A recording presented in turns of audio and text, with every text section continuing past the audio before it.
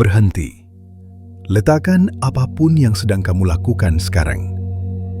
Tatap layar ini dan dengarkan baik-baik. Ada sebuah kebohongan besar yang telah diceritakan kepadamu sejak kecil. Sebuah ilusi yang membuat jutaan orang tetap berjalan di tempat, bekerja keras setiap hari, namun saldo rekening mereka tidak pernah beranjak naik. Kebohongan itu berbunyi seperti ini. Kamu miskin karena kamu tidak punya uang. Itu salah besar. Mengatakan kamu miskin karena tidak punya uang sama bodohnya dengan mengatakan sebuah mobil mogok karena tidak bisa berjalan. Tidak punya uang itu bukan penyebab. Tidak punya uang adalah gejala. Itu adalah hasil akhir dari kerusakan sistem yang jauh lebih dalam. Hari ini, kita tidak akan berbicara tentang tips hemat membeli kopi atau cara cepat kaya lewat aplikasi bodong. Hari ini, kita akan melakukan operasi bedah. Kita akan membedah anatomi dirimu sendiri. Karena menurut hukum semesta finansial yang sebenarnya, realitas dompetmu hanyalah cerminan dari realitas batinmu. Jika di dalam dirimu rusak, maka realitas luarmu pun akan hancur.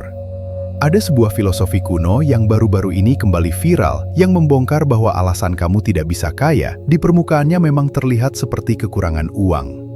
Tapi sebenarnya, ada 7 hal vital di dalam dirimu yang sedang mengalami pendarahan hebat. Mari kita masuk ke ruang operasi dan periksa 7 organ penyebab kegagalan finansialmu. Organ pertama yang kita periksa adalah jantungmu, hati nuranimu. Poin pertama mengatakan, yang kurang di dalam hati adalah keberanian.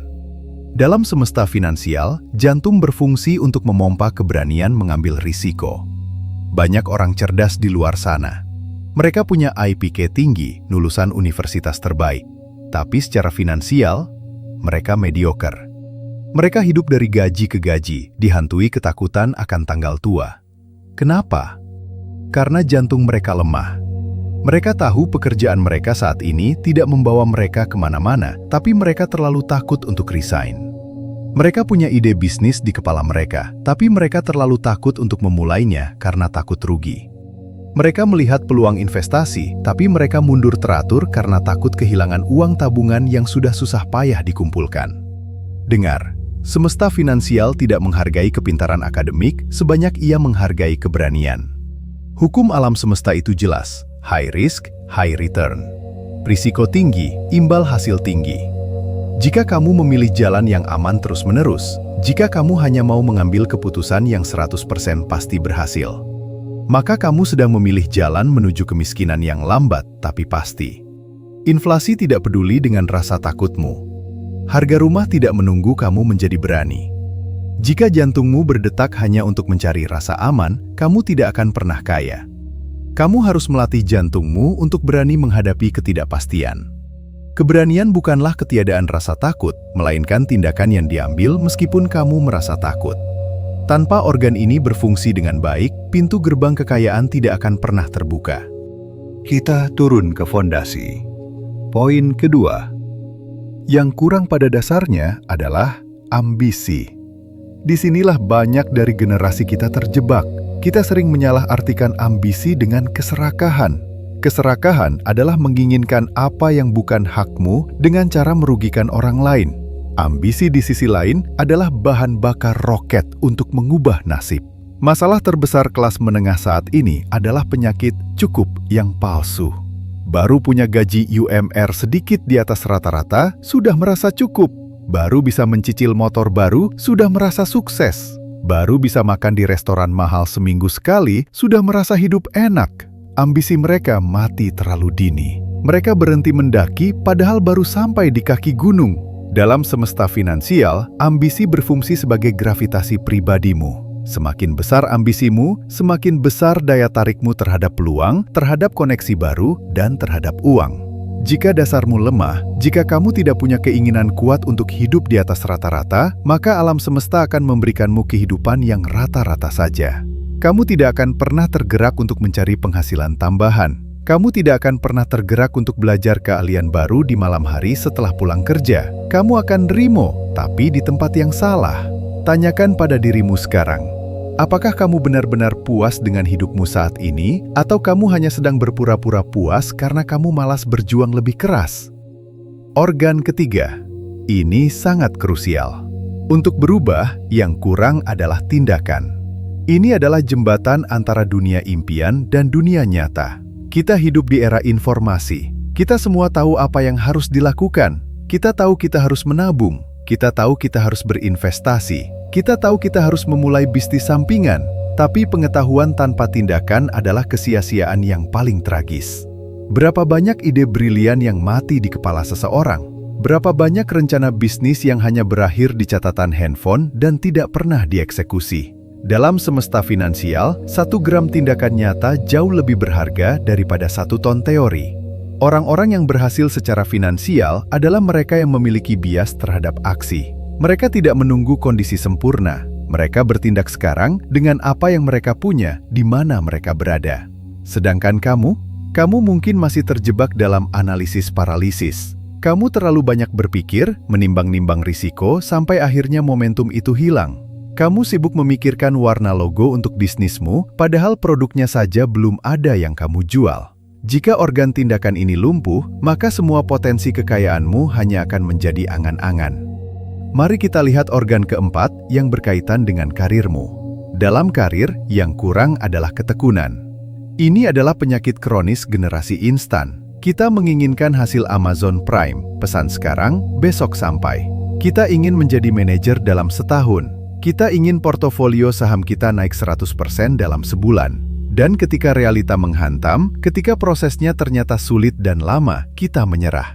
Baru kerja 3 bulan, merasa bosan atau ditegur atasan sedikit, langsung resign dengan alasan mencari passion. Baru mencoba berjualan online selama 2 minggu dan belum ada yang beli, langsung tutup toko dan bilang, saya tidak berbakat bisnis. Baru mulai investasi, melihat harganya turun sedikit, langsung panik jual rugi dan berteriak investasi itu penipuan. Dengar baik-baik. Kekayaan di semesta finansial dibangun di atas prinsip bunga majemuk atau compounding interest. Dan kunci dari compounding adalah waktu dan konsistensi. Tidak ada pohon yang besar dalam semalam. Tidak ada karir cemerlang yang dibangun tanpa melewati masa-masa sulit. Jika kamu lembek, jika kamu selalu lari saat menghadapi tembok kesulitan, kamu tidak sedang lari dari masalah. Kamu sedang berlari menjauh dari uang. Ketekunan adalah otot yang harus dilatih. Jika organ ini lemah, kamu tidak akan pernah bertahan cukup lama untuk menikmati panen raya. Sekarang, kita periksa struktur tubuhmu. Poin kelima. Yang kurang di dalam tulang adalah keberanian. Tunggu dulu, kenapa keberanian disebut 2 kali? Dalam konteks aslinya, tulang melambangkan struktur, pendirian, atau yang sering kita sebut mental baja atau prinsip. Ini adalah tulang punggung finansialmu. Orang yang kekurangan kualitas ini adalah mereka yang bertulang lunak. Mereka tidak punya pendirian. Hidup mereka didikte oleh orang lain. Mereka adalah orang-orang yang terserang penyakit FOMO, Fear of Missing Out. Teman kantor beli iPhone terbaru, dia ikut beli pakai pay letter meskipun cicilan yang lama belum lunas. Tetangga pamer mobil baru, dia panas lalu memaksakan diri mengambil kredit yang mencekik leher hanya untuk terlihat setara. Di semesta finansial, jika kamu tidak punya tulang punggung prinsip yang kuat, kamu akan mudah dipatahkan oleh tekanan sosial. Kamu akan menghabiskan uang yang tidak kamu miliki untuk membeli barang yang tidak kamu butuhkan, hanya untuk mengesankan orang-orang yang bahkan tidak kamu sukai. Tulang yang kuat berarti berani berkata tidak. Berani terlihat tidak keren sementara demi tujuan jangka panjang. Berani hidup di bawah kemampuanmu hari ini agar bisa hidup di atas rata-rata di masa depan. Tanpa tulang punggung ini, struktur keuanganmu akan rubuh ditiup angin gengsi sedikit saja. Kita masuk ke sistem pencernaan. Poin ke-6. Yang kurang di dalam perut adalah pengetahuan. Ada pepatah, kamu adalah apa yang kamu makan. Ini berlaku juga untuk pikiranmu. Jika setiap hari kamu hanya memberi makan otakmu dengan sampah hiburan, gosip selebriti, drama media sosial, video joget-joget yang tidak ada habisnya, maka jangan heran jika output hidupmu juga sampah. Di dalam semesta finansial, pengetahuan adalah nutrisi paling mahal. Knowledge is power, and knowledge is money. Tanyakan pada dirimu dengan jujur, berapa jam dalam seminggu yang kamu habiskan untuk belajar tentang cara uang bekerja? Kapan terakhir kali kamu membaca buku tentang keuangan pribadi? Kapan terakhir kali kamu mengikuti kursus atau seminar untuk meningkatkan nilai jualmu di pasar kerja? Jika perutmu kosong dari pengetahuan finansial, kamu adalah mangsa yang empuk di hutan rimba ekonomi ini. Kamu akan dimakan oleh inflasi. Kamu akan dimakan oleh biaya admin bank yang tersembunyi. Kamu akan dimakan oleh tawaran investasi bodong yang menjanjikan kekayaan instan. Kamu harus merasa lapar. Lapar akan ilmu. Lapar akan pemahaman baru. Jika kamu berhenti belajar, kamu berhenti bertumbuh. Dan di dunia finansial, jika kamu tidak bertumbuh, kamu sedang mati perlahan. Dan akhirnya, kita sampai pada organ paling vital, pusat komando segalanya. Poin ketujuh. Yang kurang di dalam otak adalah konsep atau pola pikir, mindset. Ini adalah sistem operasi dari seluruh hidupmu. Jika hardware tubuhmu sehat, kamu bekerja keras, tapi software atau pola pikir di otakmu bervirus, maka seluruh sistem akan crash. Inilah akar masalah yang paling dalam. Banyak orang miskin secara materi karena mereka miskin secara mental lebih dulu. Mereka memegang konsep-konsep yang salah tentang uang. Mereka punya blok mental seperti uang adalah akar segala kejahatan. Orang kaya pasti pelit dan jahat. Saya ditakdirkan lahir miskin dan akan mati miskin. Selama konsep-konsep beracun ini masih tertanam di otakmu, semesta finansial akan selalu bekerja melawanmu. Mengapa? Karena alam bawah sadarmu akan selalu mensabotase usahamu sendiri untuk menjadi kaya. Jika kamu percaya uang itu jahat, maka secara tidak sadar kamu akan menolak peluang yang menghasilkan uang karena kamu tidak ingin menjadi orang jahat. Inilah sebabnya mengapa pemenang lotre yang mendadak kaya seringkali kembali miskin dalam waktu beberapa tahun. Uangnya datang, tapi wadah di otak mereka, konsep mereka tentang uang, belum siap menampung energi sebesar itu. Akibatnya, uangnya tumpah dan hilang. Kamu harus menginstal ulang sistem operasi di otakmu. Ganti konsep kelangkaan dengan konsep kelimpahan. Ganti konsep uang itu jahat dengan uang itu alat kebaikan. Ganti mentalitas korban dengan mentalitas pemenang. Jadi, mari kita rangkum operasi bedah hari ini. Jika kamu merasa hidupmu stuck secara finansial, jika kamu merasa uang selalu menjauhimu, berhentilah melihat keluar. Berhentilah menyalahkan pemerintah, menyalahkan bosmu, atau menyalahkan orang tuamu yang tidak mewariskan harta. Lihat ke dalam cermin, masalahnya ada di sana. Kamu tidak miskin uang, kamu sedang mengalami kegagalan multi-organ internal. Jantungmu kurang berani mengambil risiko. Dasar dirimu tidak punya ambisi yang cukup kuat. Tindakanmu nol besar, hanya penuh wacana. Karirmu lembek karena tidak punya ketekunan.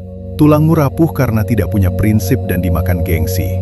Perutmu kelaparan akan pengetahuan yang bernutrisi, dan otakmu berjalan dengan sistem operasi yang sudah usang dan penuh virus. Berita buruknya adalah, tidak ada dokter yang bisa menyembuhkan ini selain dirimu sendiri. Berita baiknya adalah, kamu bisa memulai proses penyembuhan itu detik ini juga. Hukum semesta finansial bekerja dari dalam keluar. Inside out. Saat kamu memperbaiki ketujuh titik ini di dalam dirimu, saat kamu menjadi pribadi yang lebih berani, berambisi, bertindak nyata, tekun, berprinsip, berpengetahuan, dan memiliki pola pikir yang benar, maka gravitasi kekayaan akan berbalik memihakmu. Kamu tidak perlu lagi mengejar uang sampai kelelahan. Kamu akan menjadi pribadi yang begitu bernilai, sehingga uanglah yang akan mengejarmu. Ini akan sakit. Proses penyembuhan ini tidak nyaman. Kamu harus membunuh dirimu yang lama, agar dirimu yang baru dan kaya bisa lahir. Pertanyaannya sekarang hanya satu. Apakah kamu siap untuk melakukan operasinya?